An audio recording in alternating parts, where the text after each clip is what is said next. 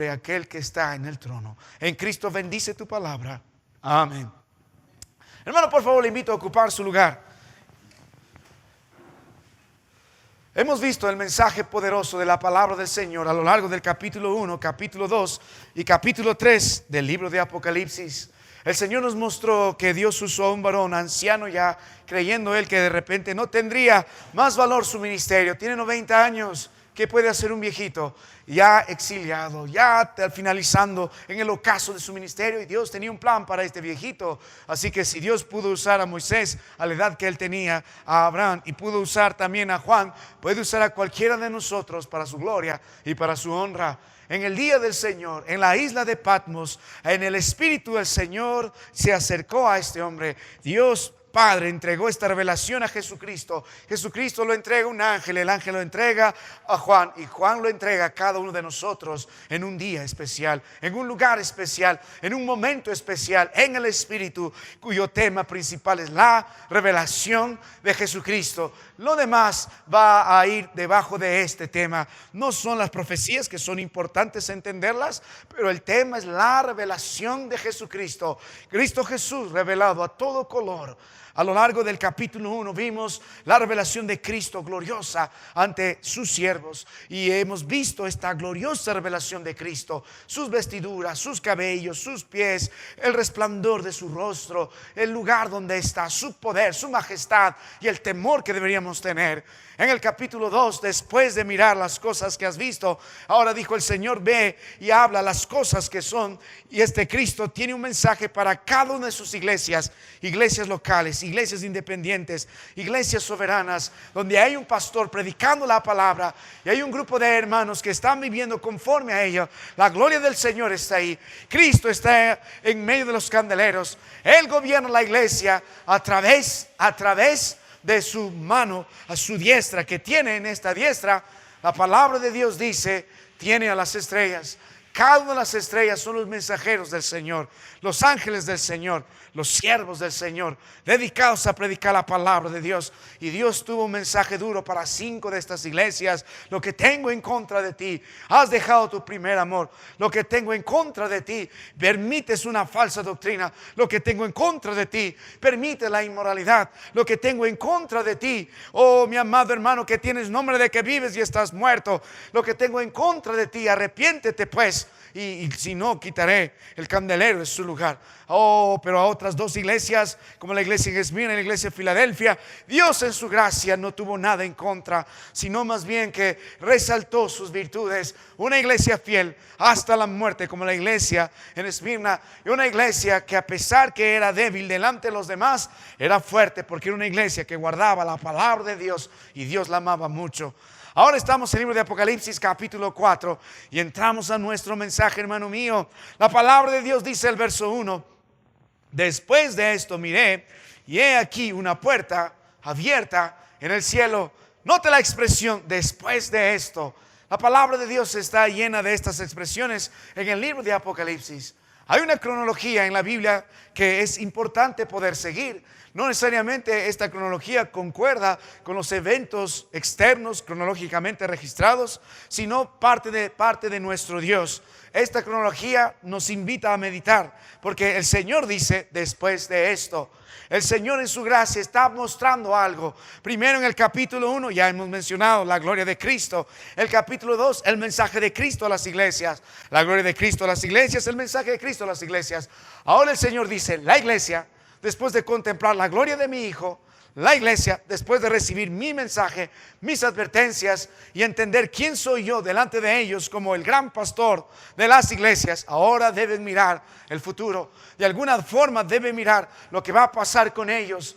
Y hace un pausa el Señor y abre las puertas del cielo para Juan, para contemplar a la iglesia en este futuro, para contemplar a aquellos que han muerto en Cristo también en ese mismo presente. Después de esto, mire, qué linda es la cronología de la palabra de nuestro Dios. No puso esta revelación antes, no lo puso antes. Era necesario primero entender la gloria del Cristo. Era necesario primero entender los mensajes de parte de nuestro Dios a cada una de las iglesias. Después de eso, recién es tiempo de mirar al cielo. Después de esto, si usted quiere entender y tener una correcta visión en cuanto al cielo, debe meditar capítulo 1 y capítulo 2, capítulo 3, el libro de Apocalipsis, para contemplar correctamente la visión que Dios quiere darnos sobre el cielo.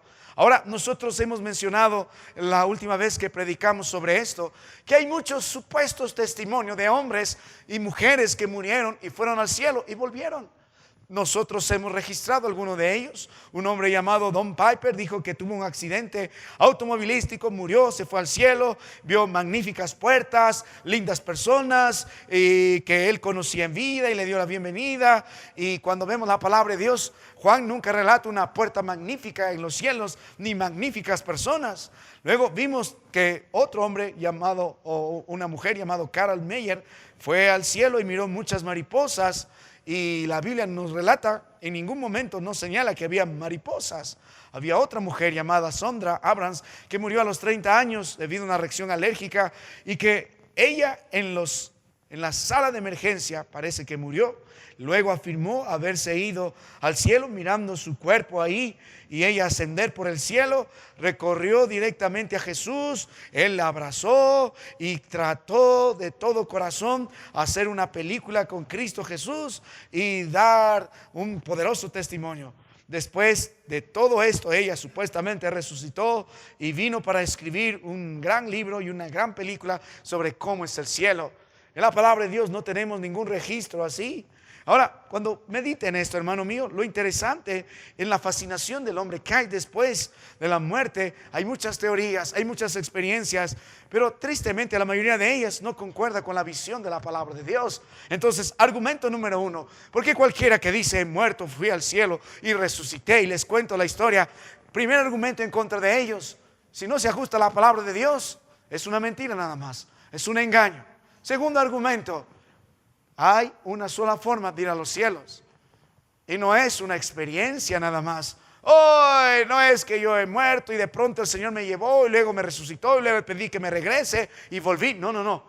El mismo método sigue siendo válido.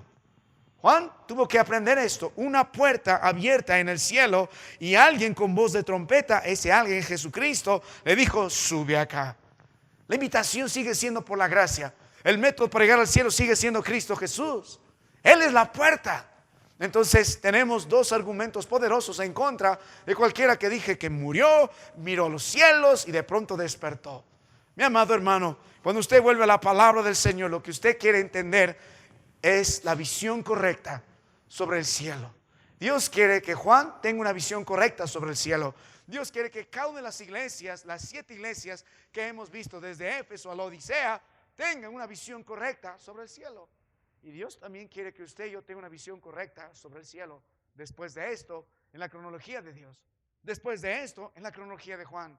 Juan también, como siervo de Dios, dijo: después de esto.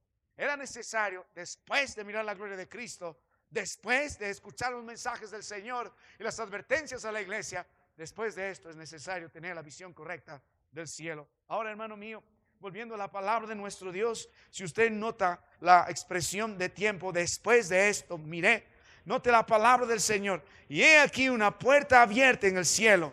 Y he aquí una puerta abierta en el cielo. También es necesario poder notar la expectativa. He aquí, la palabra de Dios ya nos enseñó este énfasis cuando se usa la expresión.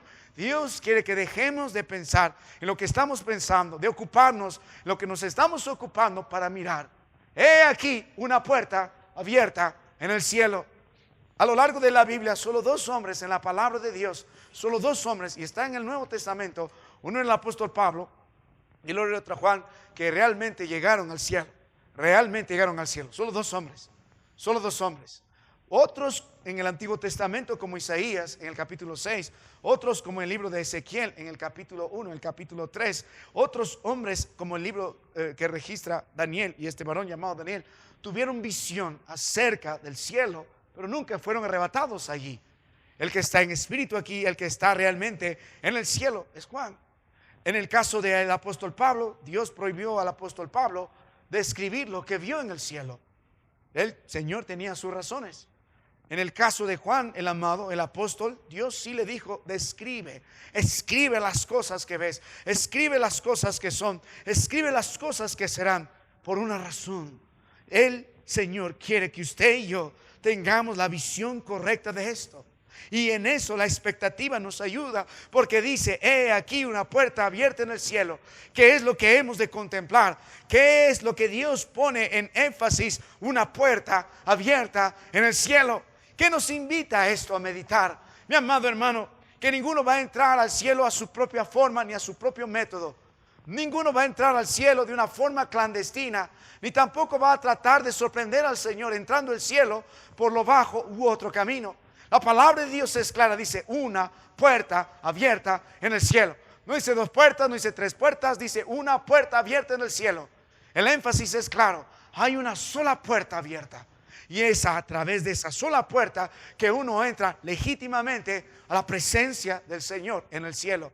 Y esa puerta abierta en el cielo no solo nos invita a meditar en la legitimidad de entrar al cielo, sino nos invita a meditar, hermano mío, en la condición en la que cualquiera ha de entrar en el cielo.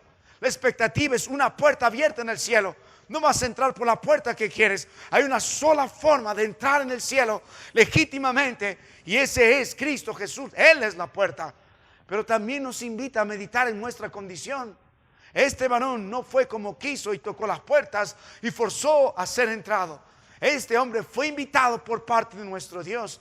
Este hombre llamado Juan, el Hijo del Señor, el amado de Dios, tenía que entender algo. La gracia del Señor, las cuerdas del amor del Señor Jesucristo lo atrajeron ahí.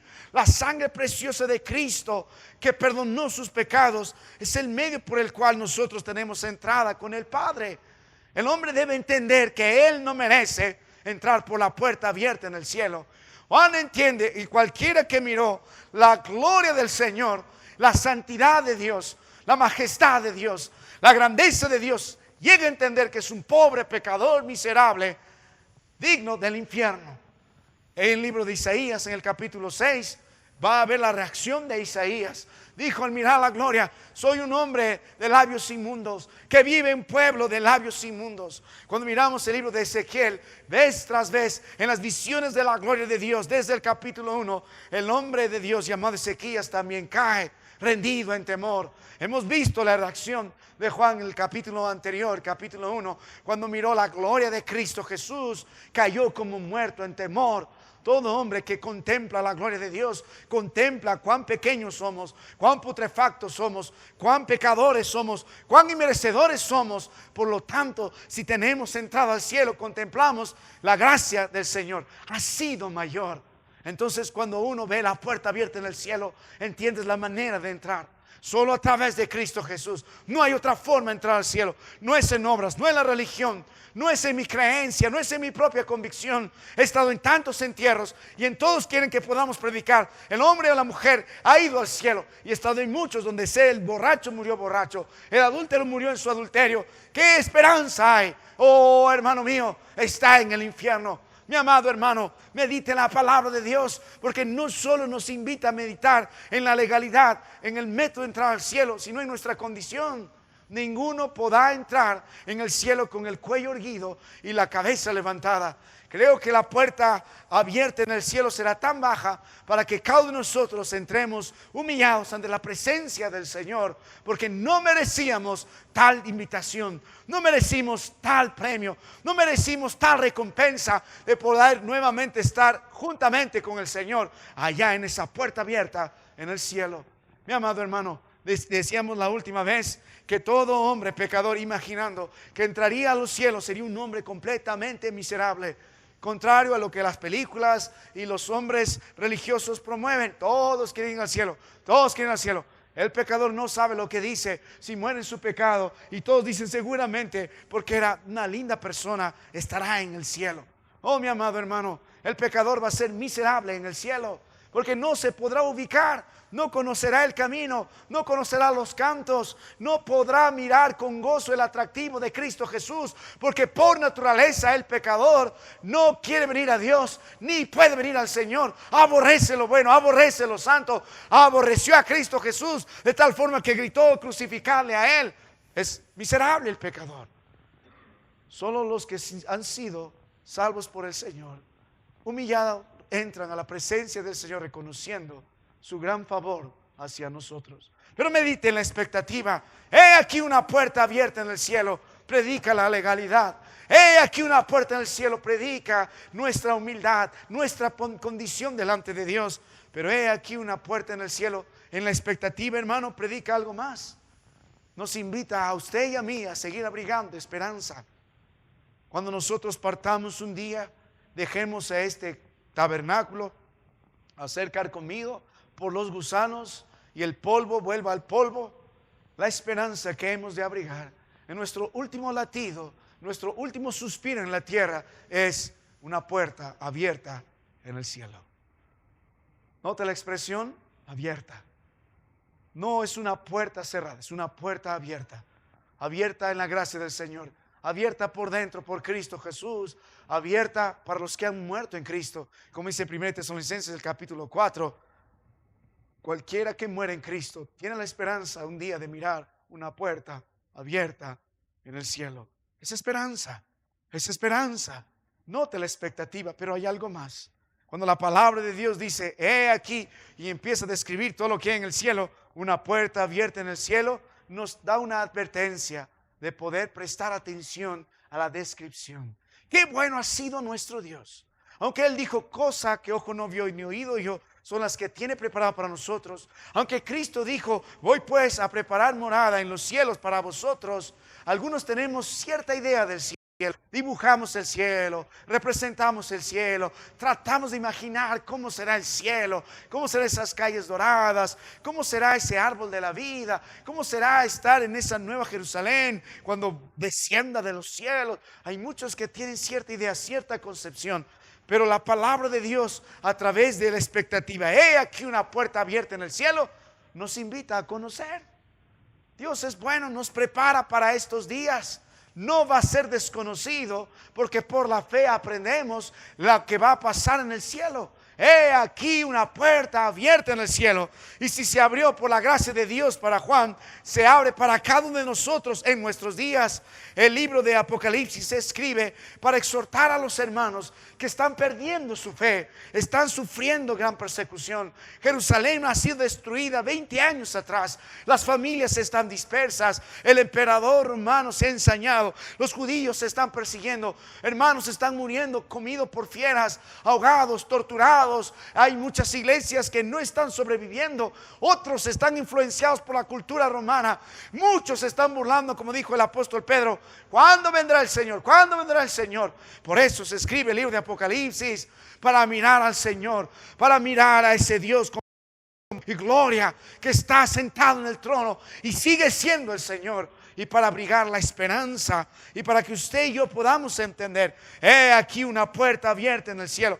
Y note, hermano mío, la palabra de nuestro Dios. ¿Qué más? No solo la cronología, el momento, no solo la expectativa, sino la invitación. Y la primera voz que oí como de trompeta hablaba conmigo, dijo, sube acá, yo te mostraré las cosas que sucederán después de estas. ¿De quién viene la invitación, hermano mío? Esta invitación de sube acá es esa voz de trompeta que oí antes. Y Apocalipsis 1 respondió, es Cristo Jesús glorificado, es el Señor glorificado. Esa voz de autoridad, esa voz que está sobre las demás voces, esa voz que retumba y cuando Él habla todos callan. Esa misma voz dijo con poder, con autoridad, con preeminencia, sube acá. Mi amado hermano, doy gracias a Dios por la palabra del Señor.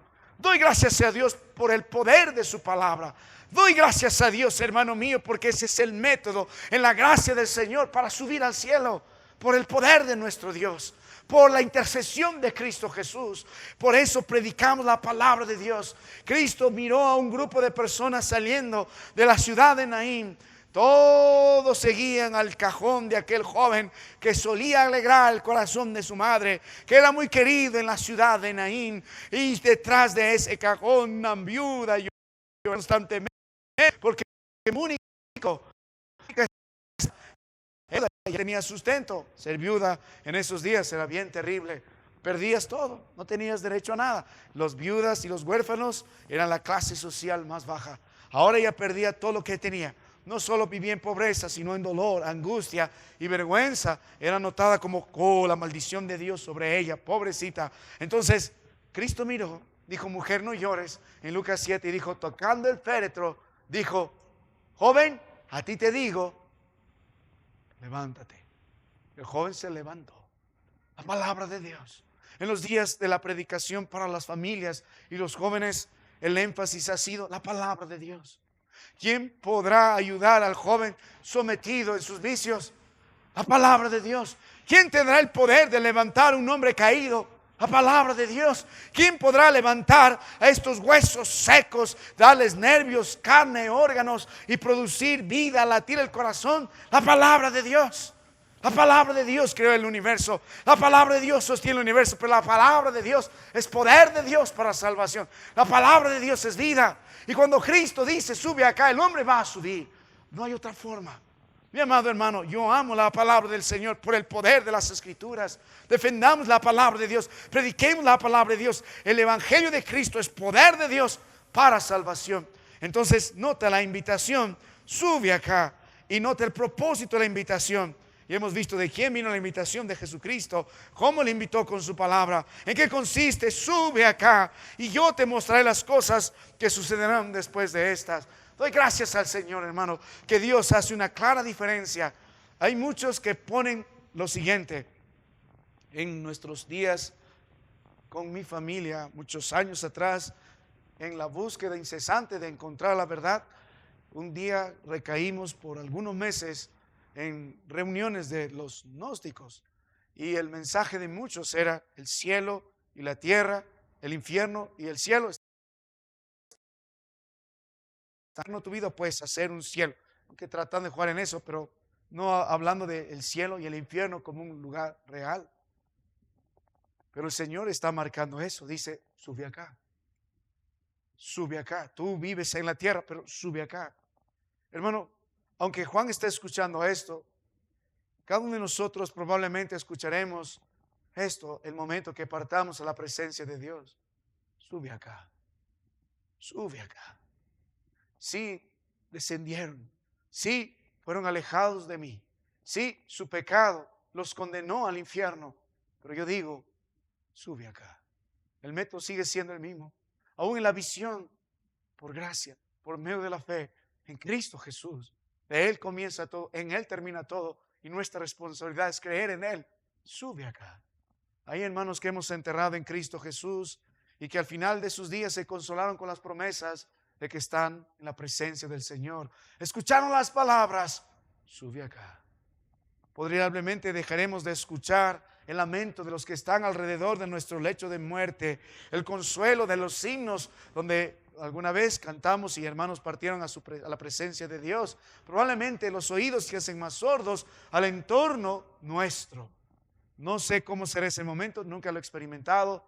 Algunos no tampoco, si no estaría acá obviamente. Algún día lo experimentarán. Pero la Biblia nos enseñó y hemos estudiado acerca de la muerte. Mirando el libro de Lucas en la vida de Lázaro y el hombre rico, la Biblia habló que ambos murieron. Y hemos hablado de la muerte como esa separación. Es un momento de tinieblas, es un momento de oscuridad profunda, de soledad también profunda. Es un momento de un terror que inunda el ser. Es como caer en un abismo. Pero para el cristiano es un valle de sombra y de muerte. No es terrorífico como aquel cuando Cristo dirá, apártate de mí, hacedor de maldad. Nunca te conocí. Al final de sus días, el religioso será lanzado al infierno. No habrá un terror tan grande como eso. Y llegando al infierno escuchará el lamento, los alaridos de los demás, el crujir y el lloro de muchos habitantes del infierno. Las tinieblas son más grandes, la soledad es más grande, el tormento es grande, el terror es grande, el miedo. Pero mi amado hermano, en la invitación del Señor, sube acá. Si habrá amor, si habrá temor, es un valle de sombra y de nada más la sombra. Pero Dios dice, sube acá. Ahora, hermano mío, quisiera que usted pueda meditar en el atractivo del cielo. ¿Qué es lo que Dios quiere mirar? Hemos visto el momento después de estas cosas. Hemos visto la expectativa, una puerta abierta en el cielo. Hemos contemplado la invitación del Señor hacia el cielo. Sube acá. Y ahora note la palabra de nuestro Dios. a través del Espíritu, mire lo que el Señor quiere mostrar primero en el cielo. Mire, hermano mío, lo que Dios quiere mostrar. Cuando uno piensa en el cielo, pregunta a los niños, ¿qué es lo que primero piensa? Pregunta a mis sobrinos, nubes, va a decir. Ángeles con sus arpas y copas de oro. ¿Qué piensa usted cuando hablamos del cielo? Mire lo que Dios dice. Y al instante, verso 2, yo estaba en el Espíritu, y he aquí un trono establecido en el cielo, y en el trono uno sentado. ¿Qué es lo que el Señor quiere mostrarnos? ¿Cuál es la esperanza que Dios pone en el corazón de las iglesias y de todos los que partimos en Cristo Jesús? ¿Qué es lo que debemos tener presente mientras aún nuestro corazón lata y seguimos viviendo como una iglesia local que busca reproducirse hasta lo último de la tierra? ¿Dónde debe estar nuestra mirada cuando miramos al cielo por la palabra de nuestro Dios? ¿De en qué consiste nuestra vida como iglesia? ¿Cuál es nuestra actitud? Hermano, si usted no entiende esta verdad y no goza de esta verdad y no corresponde a esta verdad, toda su vida será simplemente religiosa, porque Dios dice, el atractivo del cielo es un trono establecido en el cielo. La primera vista del cielo es un trono establecido en el cielo. Lo que debemos tener en nuestra mente de manera predominante cuando hablamos del cielo es un trono establecido en el cielo. Más de 60 veces se habla en la Biblia acerca del cielo. Cuando medite en la palabra del Señor, en cada una de las referencias, el Señor nos invita, sobre todo en el libro de Apocalipsis, cuando miramos al cielo, el atractivo del cielo no son solo las calles doradas, no son los ángeles tocando arpitas como muchos creen. No solo es el amor de muchos que podrán disfrutar nuevamente, que perdieron a sus seres queridos. El atractivo del cielo es el trono establecido en el cielo. Para ninguno de nosotros será un gran atractivo el trono en el cielo.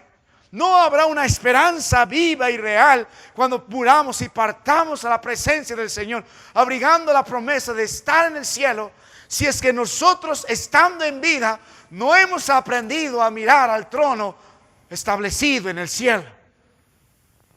Ningún hombre rebelde disfrutará del atractivo del cielo.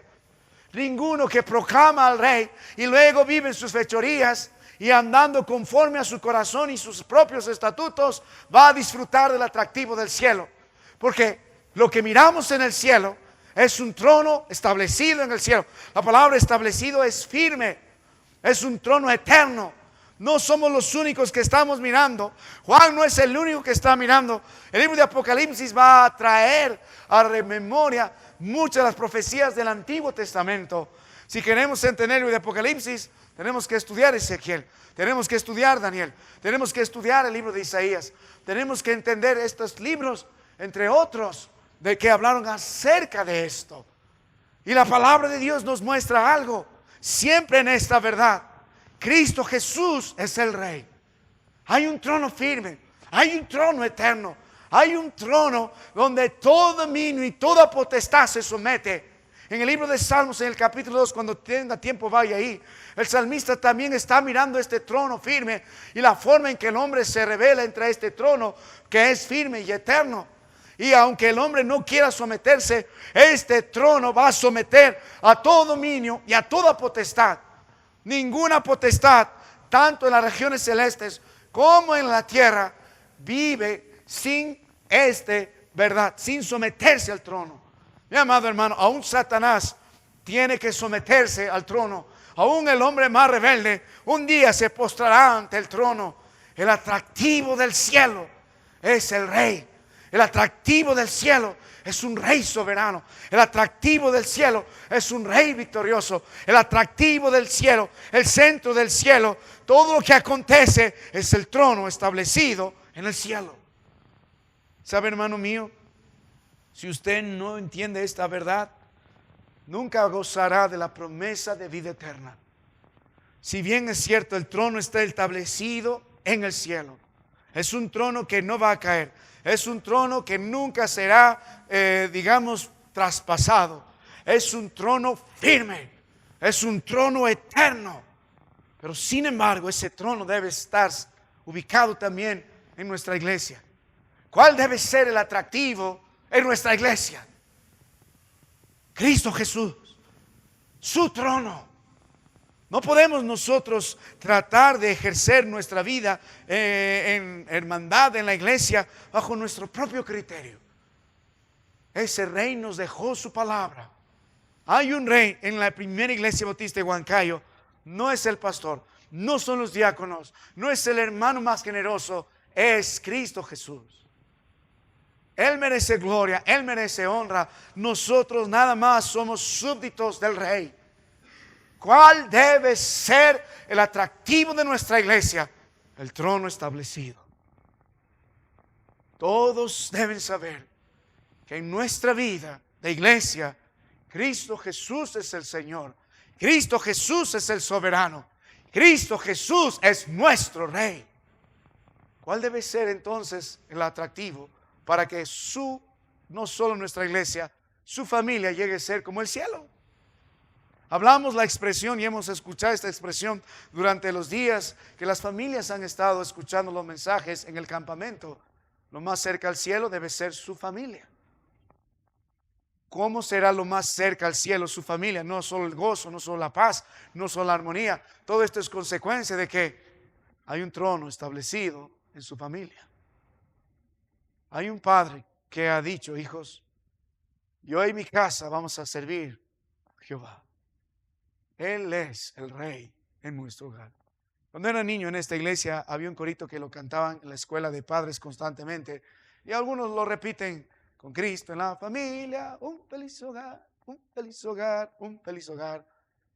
Tantas veces cantaron este coro que durante mi infancia lo único que vi solamente quedó en coro, porque pocas familias tenían un feliz hogar, un feliz hogar. ¡Qué felicidad! Queda solo en las palabras. Porque nunca será un feliz hogar si Cristo Jesús no solo está en la familia, sino es el Rey de la familia. Es el soberano en la familia y su trono está establecido en la familia. Ahora, ¿sabe por qué? Si llegamos de más a menos. Porque en el corazón de ese varón, el Rey debe ser Jesucristo. El corazón de esa mujer, el que está sentado en ese trono, es Jesucristo.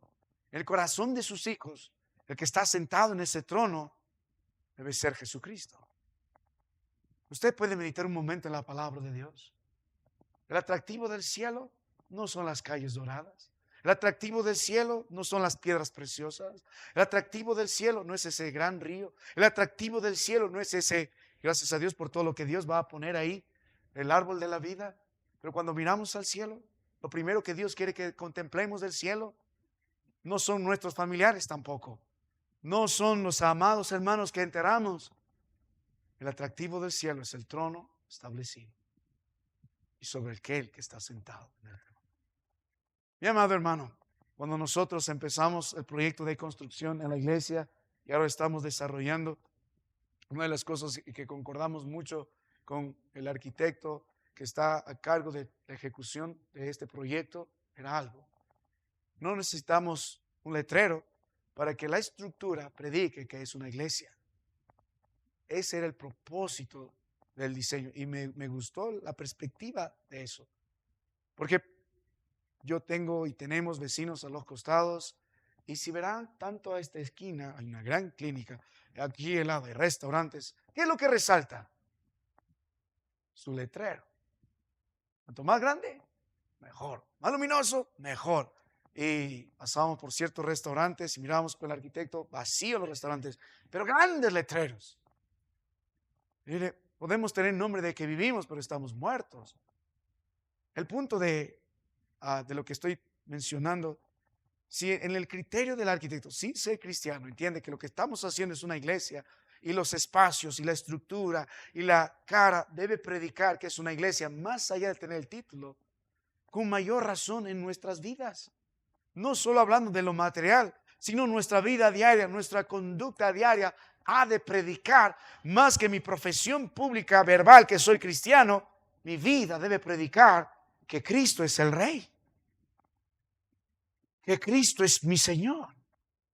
Ahora, si entendemos esto, hermano mío, un trono establecido en el cielo, nosotros debemos meditar entonces en el atractivo del cielo, en lo principal del cielo, en la perspectiva correcta del cielo. ¿Y qué es? El trono establecido en el cielo. Y la pregunta que nace para cada uno de nosotros sería, no tengo tiempo, pero hay un montón de versículos a los que iría en este momento, fui la otra vez. ¿Cómo es este trono? ¿Conocemos este trono? ¿Vivimos correctamente delante de este trono? ¿Cuánto tiempo pasó meditando en la palabra de Dios, en las Escrituras, acerca del trono establecido en el cielo? Es una constante en la palabra de Dios, sobre todo el final de la revelación, el libro de Apocalipsis, porque el centro de todo es el trono. La base de todo es el trono. Todo lo que va a acontecer es el trono. No va a entender las profecías de las que hablaremos si no entiende el trono. No va a tener esperanza si no conoce el trono. No podrá animar a los suyos a ser fieles si usted no sabe predicar acerca del trono establecido en el cielo, porque de eso se trata todo.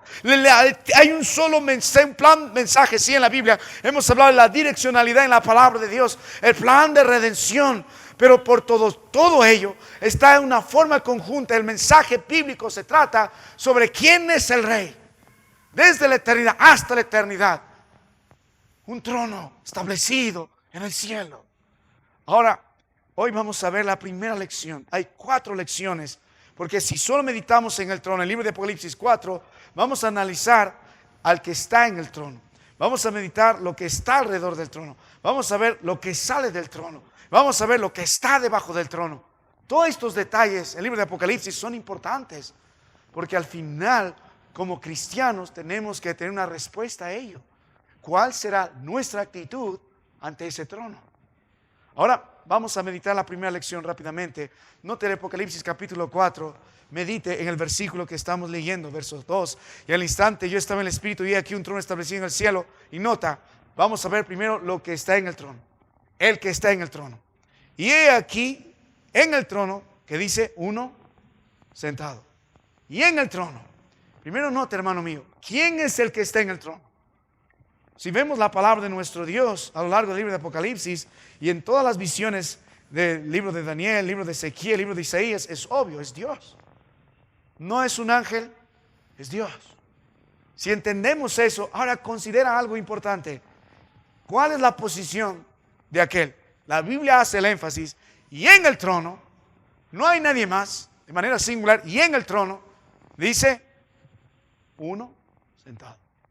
La expresión es muy importante. Uno sentado. No dice 2, no dice 3, dice 1 sentado. Nosotros debemos entender, hermano mío, que tenemos un solo Dios. Amén.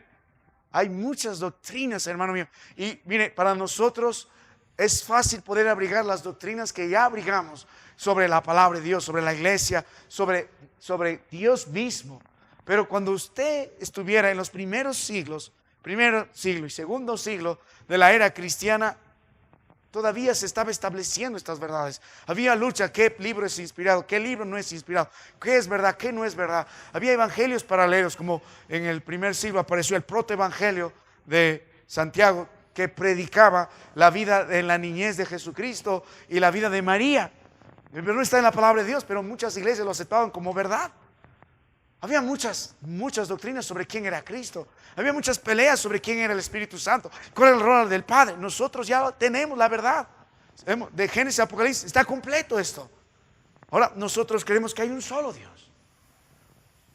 Algunos van a predicar esto en contra y los judíos se pararán diciendo, sí, tú crees un solo Dios, eres un mentiroso, porque hablas de un Padre, hablas de un Hijo, hablas del Espíritu Santo, eres un mentiroso, eres un politeísta. Un judío te discutiría bajo su ley, hablando del Torah, tú eres un idólatra. Porque dices tener un Dios, pero hablas de un Padre, hablas de un Hijo, un Espíritu Santo. Luego cierta corriente de los pentecostales que predican la unicidad, solo te diría, Cristo es Dios. No hay cosa de Padre, no hay cosa de Espíritu, solo Cristo es Dios. Y las luchas continúan. Pero la Biblia dice, uno sentado. Nosotros sí creemos en un solo Dios. Amén.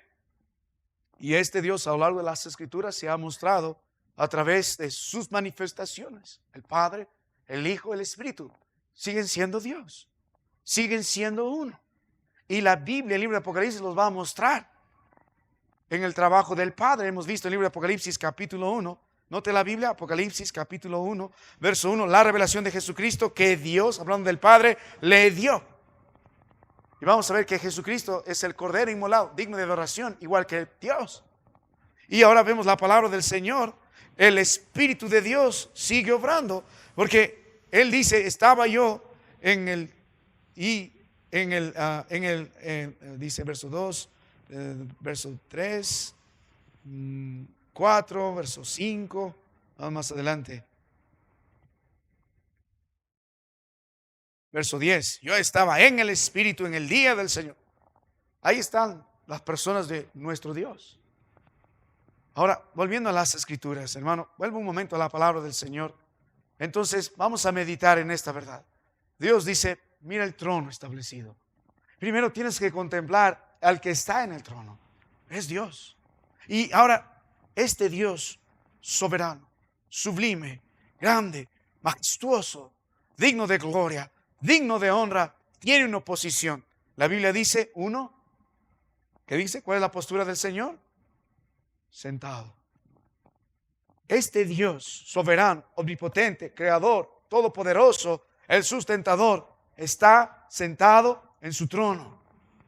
En el libro de Hebreos, en el capítulo 1, cuando tenga tiempo, vaya en el versículo 3, capítulo 10, versículo 2, y capítulo 12, verso 2, nosotros podemos ver la posición de Cristo como sumo sacerdote, que entró una sola vez y para siempre en este lugar santísimo y se sentó. Pero cuando miramos la diferencia entre la posición de Cristo como sumo sacerdote y la posición de Dios aquí, sentado, podemos entender algo. No solamente Cristo ya hizo el trabajo una sola vez y para siempre como sumo sacerdote y se sentó, no necesita presentar más sacrificios, no necesita más intersección, no, porque Cristo Jesús es el perfecto sacrificio, es el perfecto sumo sacerdote y una vez entró por nuestras culpas al lugar santísimo y fue suficiente. Pero no solamente predica que ya su obra ha sido puesta, su obra ha sido cumplida. Cuando Cristo gritó, consumado es, gritó, pagó el precio. No solo predica que ya la salvación está lograda en Cristo Jesús, la victoria está lograda en Cristo Jesús, sino que predica que el Señor sigue siendo el Rey, sigue sentado en el trono. Ya logró la victoria, ya logró la redención de las almas. Su obra fue perfecta para todos los que creyeron en Él. Pero ese Rey sigue reinando con poder y gloria. En este instante, si quiere mirar a Cristo, está sentado en el trono. Él sigue sentado en el trono. Él reina con poder. Él reina con majestad. Él sigue teniendo el control de cada cosa que sucede. Él sigue sometiendo todo a su voluntad y a todos a su voluntad. Él impondrá su voluntad cuando quiere, como quiere, y nadie podrá ir en contra. Y todo lo que Él decide y todo lo que Él hace sigue siendo bueno. Él sigue sentado en el trono. No solo consumó su obra, sino que sigue reinando a favor de los que han disfrutado su obra. Él es el Rey. Para nosotros tiene una perspectiva divina, porque este mensaje es en gracia del Señor para las iglesias. El creyente debe fortalecerse entendiendo quién está en el trono. No es un gobernante, no es solo un hombre, no es solo un gran profeta, es Dios. Él sigue teniendo el control de las circunstancias. Él pagó el precio, Él logró la victoria, pero sigue siendo Dios, sigue reinando, sigue siendo soberano, sigue intercediendo a favor de nosotros. Seguimos nosotros siendo súbditos suyos. De la perspectiva del hombre impío, aunque él no lo entienda, delante del trono del Señor han sido rechazados. El que no cree ya ha sido condenado. Un día este gran trono, en el gran juicio del gran trono blanco, todos experimentarán la soberanía y la sentencia y la ira de este Rey. El que está sentado en el trono es un Rey justo. El que está sentado en el trono es un Rey que ama, que hablamos de su gracia, misericordia, su bondad, de todo lo bueno. Pero también podemos hablar de un Dios que se aira, de un Dios que es justo, de un Dios que es 3 veces santo y que estas virtudes, cualidades, perfecciones suyas coexisten en ese trono. Mi amado hermano, Mire la palabra de Dios, Isaías 6, verso 1. Isaías miró al que está sentado de esta forma. Y vi yo al Señor sentado sobre un trono alto y sublime, y sus faldas llenaban el templo. Cuando Isaías contempló al que está sentado, miró la grandeza del que está sentado, miró la majestad del que está sentado, miró la gloria del que está sentado, miró la soberanía del que está sentado. Pues usa la expresión: vi yo al Señor, vi yo a mi Señor, vi yo a mi Rey, el que pagó el precio de mi vida, su gloria, su majestad, su señorío, su reinado, su justicia, su gloria, su santidad. Cuando mire la palabra del Señor en otra porción de las Escrituras, libro de Daniel capítulo 7, versos del 9 al 10, Daniel también tiene algo que decirnos sobre aquel que está sentado en el trono. Mi amado hermano, contemple la posición. El que está en el trono es Dios. ¿Cuál es su posición? Está sentado. Está sentado. Él ya nos dio la victoria. Está sentado. Él sigue reinando. Está sentado. Predica su gloria, predica su majestad, predica su santidad, predica su grandeza. Daniel 7 del 9 a 10 dice: estuve mirando hasta que fueron puestos tronos, y se sentó un anciano de días, cuyo vestido era blanco como la nieve, y el pelo de su cabeza como lana limpia. Su trono llama de fuego, y las ruedas de ese mismo fuego ardiente. Un río de fuego procedía y salía delante de él. Millares y millares le servían, millones de millones asistían delante de él. Oh, hermano mío, ¿cómo será estar sentado del trono? ¿Cómo será, mirar al que está sentado en el trono? ¿Cómo será nuestra actitud el momento en que vivamos delante de ese trono? No hay tiempo para juegos, no hay tiempo para chistes, no hay tiempo para vivir somnolientos, no hay tiempo. Daniel miró el juicio del Señor. Daniel miró la ira de Dios. Cristo en su palabra dijo: Él es fuego consumidor. Cuando miramos al que está sentado, miramos al que ganó a la muerte, a Satanás, y pagó el precio y nos dio vida con él.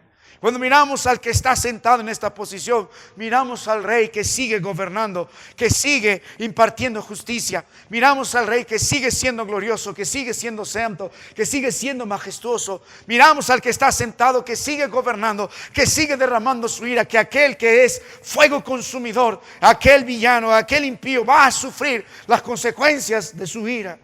Ahora mire el libro de Ezequiel capítulo 1, versos del 26 al 28. Y mira la perspectiva de Ezequiel sobre aquel que está sentado. Y sobre la expansión que había sobre sus cabezas se veía la figura de un trono que parecía de piedra de zafiro. Y sobre la figura del trono había una semejanza que aparecía de hombres sentados sobre él.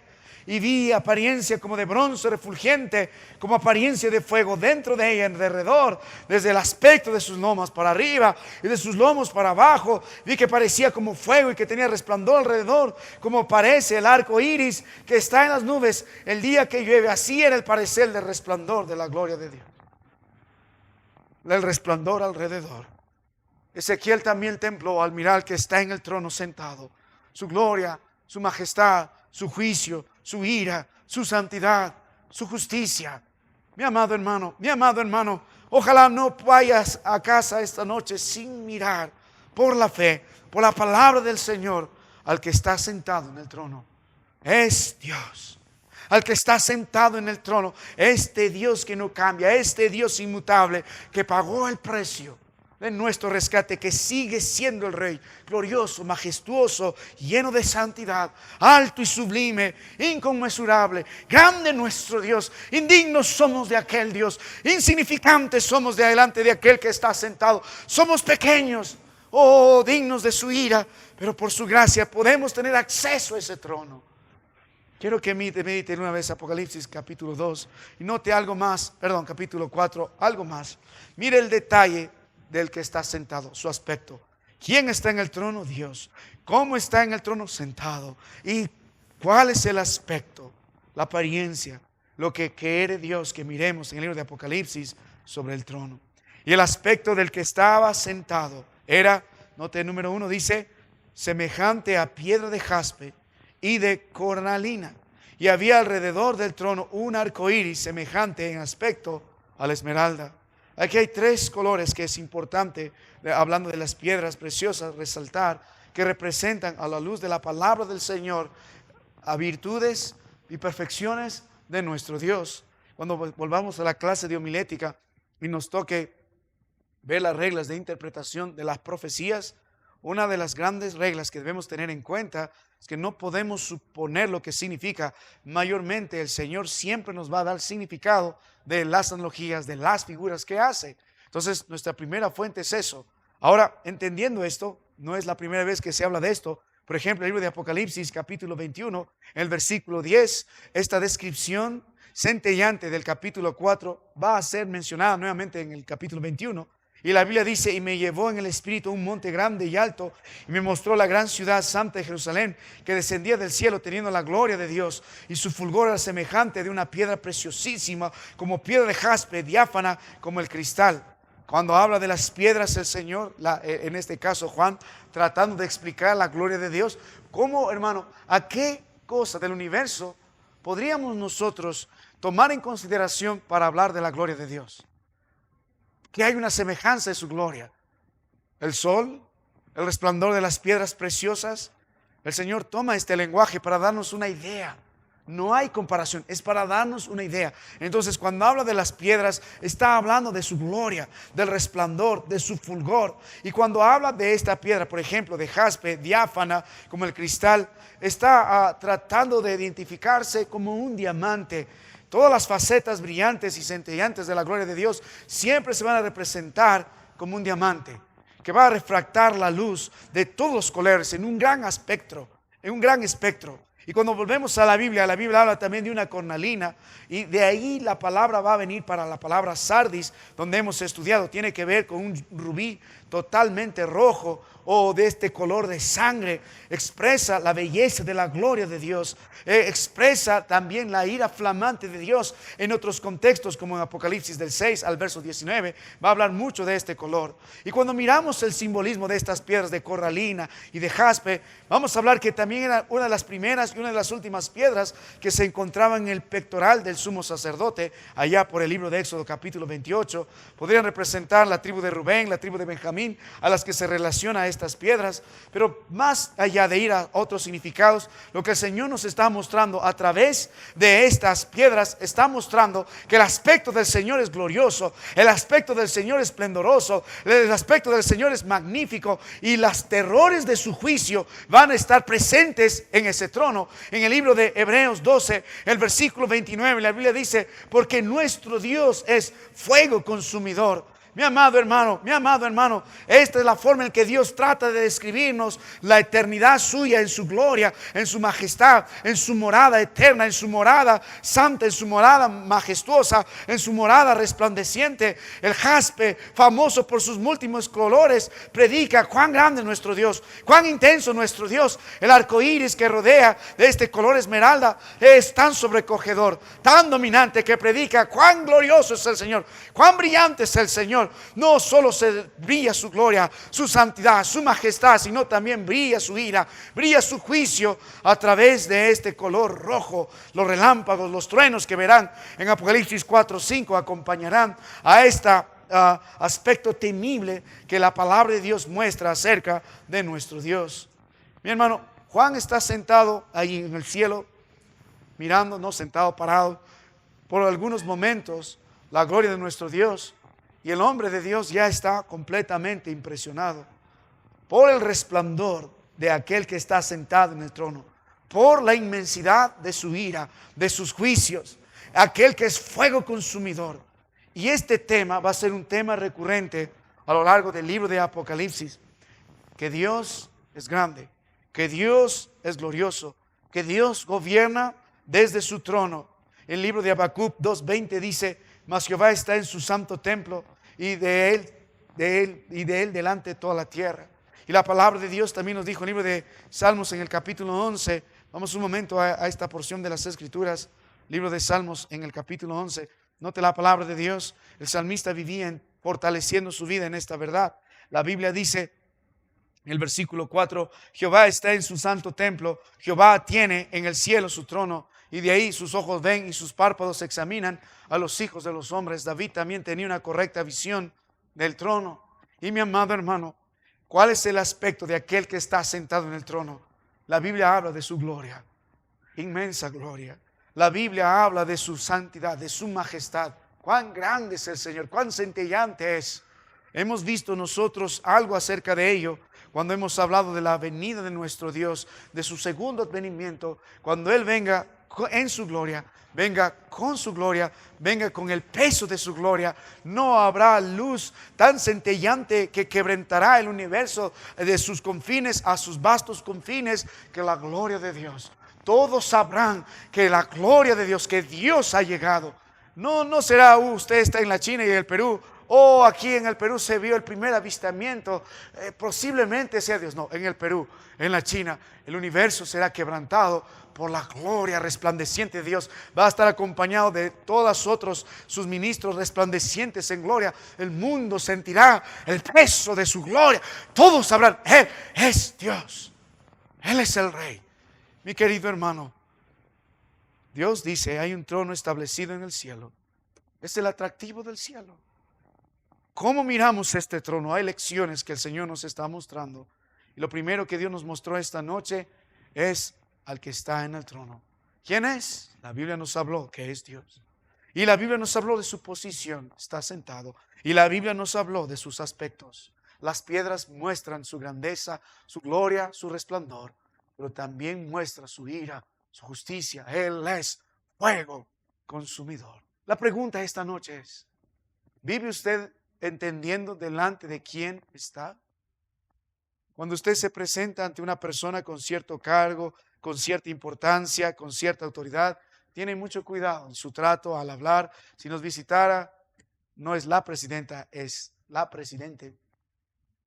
Llega acá, cambiaría mucho la actitud de nosotros. ¿Cómo será nuestra actitud delante del Rey? Bastó unos instantes para Juan para quedar sorprendido. Probablemente más abajo vamos a ver su actitud de adoración. ¿Cuál será nuestra actitud? ¿Dejaremos de vivir delante del trono cuando volvamos a casa? ¿O vamos a vivir constantemente delante del trono? ¿Quién es el Rey en su vida? ¿Es Cristo Jesús el que está establecido en su hogar, en su corazón? Un día, hermano, o será esa puerta abierta por usted, el que está en el trono dirá, sube acá, o ese Rey le dirá, apártate de mí, hacedor de mal.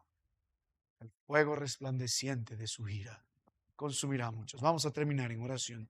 Padre, te doy gracias por tu palabra, por el trono establecido en el cielo. Cuánto debe animar a muchos en su enfermedad, dolor, angustia, desánimo, incertidumbre. No importa lo que suceda, el Señor sigue en el trono. Qué esperanza. Y para nosotros como creyentes, qué aliento. Pero al mismo tiempo debe invitarnos a reflexionar, porque vivimos constantemente delante del que está sentado en el trono. Si Él es nuestro Rey, vamos a someternos a su palabra. Si Él es nuestro Rey, vamos a glorificar su nombre. Si Él es nuestro Rey, vamos a expandir su reino. Te pido, Padre, bendice esta iglesia, que pueda mirar constantemente a estos hermanos, el trono, y al que está en el trono. Nunca van a olvidar la grandeza, la gloria, la majestad, el resplandor de su santidad, pero también su ira, su justicia y su aborrecimiento al pecado. Gracias, Señor. Gracias porque estás en el trono. Ahora bendice tu palabra. En Cristo te ruego. Amén.